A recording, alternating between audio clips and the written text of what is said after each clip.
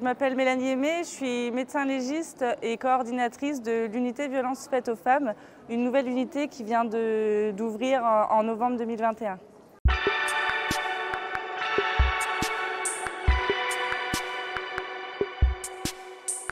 Alors, il s'agit d'une unité spécifique de prise en charge des femmes victimes de violences.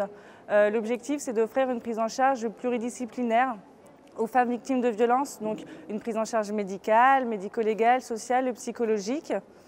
C'est surtout pour cibler les femmes qui n'ont pas déposé plainte, qui ont peur, pour les accompagner vers le parcours judiciaire, tout en allant à leur rythme, bien entendu.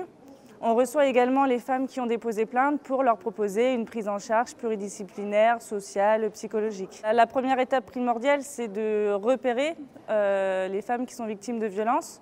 L'objectif, c'est d'instaurer le dépistage systématique des violences à l'hôpital d'Orléans par les professionnels de santé et de l'instaurer également avec les médecins généralistes, enfin les libéraux et le groupement hospitalier territorial. Le but, c'est vraiment d'aller vers le dépistage systématique des violences. Une fois qu'une dame est repérée, révèle des violences, c'est en fait de contacter l'unité violences faites aux femmes. Là, on organise ce qu'on appelle une évaluation initiale en binôme. Alors, soit elle se fait au sein de l'unité, soit elle se fait au lit de la victime, si elle est hospitalisée, par exemple, à l'hôpital d'Orléans. En fait, le binôme se déplace dans le service où la dame est hospitalisée.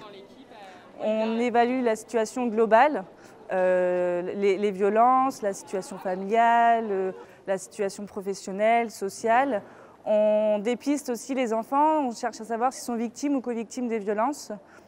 Le but, c'est également de prendre en charge les enfants, de les orienter vers le bon service qui est l'unité d'accueil pédiatrique des enfants en danger, gérée par Dr Tisseron.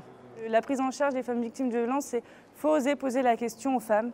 Est-ce qu'on sont victimes de violences?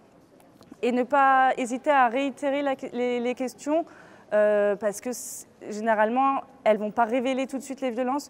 Même si elles disent non, ça va cheminer dans la tête. Et puis, à un moment donné, quand elles se sentiront prêtes, elles révéleront les violences à un professionnel de santé.